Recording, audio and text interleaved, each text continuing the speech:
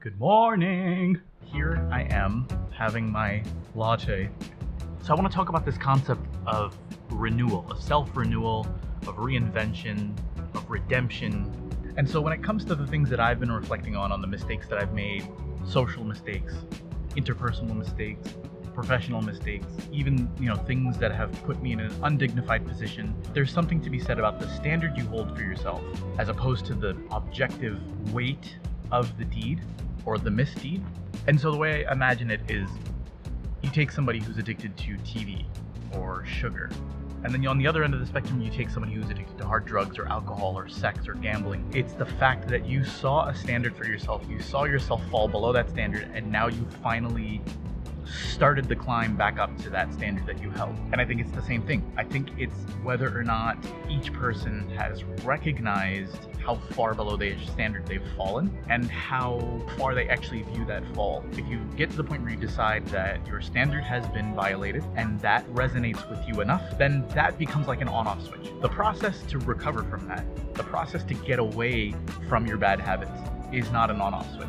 You'll constantly oscillate, you'll constantly make mistakes again. So what I'm hoping to do is maybe hit that point with you. Maybe this might resonate with you. It might open up a thought process with you that may get you out of a rut. Because the thing that I equally find interesting about the standard is what I felt in my reflection on the whole thing. What I felt is, in a way, if you dwell on that past mistake and keep thinking about how horrible it was for you to do that, or how horrible of a person you are, even worse, when you start to make yourself defined by those mistakes, you're actually redefining the standard and saying, okay, that standard was up here, but it turns out it's actually down here. You've accepted something that only became true because you accepted it.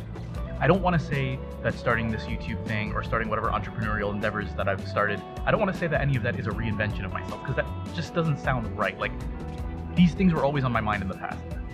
But my desire to renew and my desire to reinvent and redeem myself opened up the channels of ambition and the energy to be able to do it. That's what it is. Allowing myself to move forward from mistakes removed barriers, or got me past barriers that I couldn't identify until I was on the other side of them.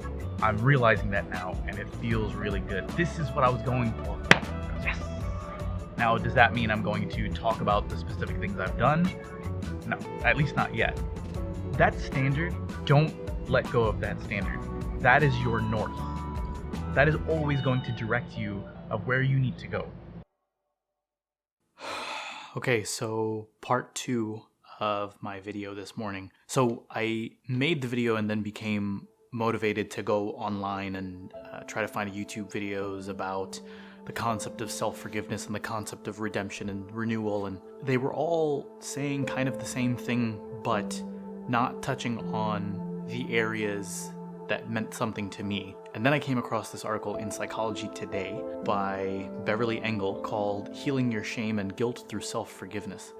And the crazy thing is, it touched on a bunch of the things that I was saying. I'm going to include the link to this article in the description below. It's a scary thing dealing with your past and knowing that it's affected other people, and then putting yourself out on a public platform. In starting out and trying to turn a new leaf, I want to take the initiative to make that change and to make that growth and make this a marker, as I've said before, of that new point. That I'm making a pact with myself and with all of you to grow and to change and to improve and to drive myself away from those mistakes, from that person that I was before, or that aspect of who I was before, getting rid of it, moving forward, whether or not the world forgives me. And I hope that gives you some confidence to do the same. It's a scary endeavor. As scary as it is, it's necessary for your own growth, for your own health, for your own happiness. And hopefully the world sees the sincerity in us and allows us to grow. Don't lose your north.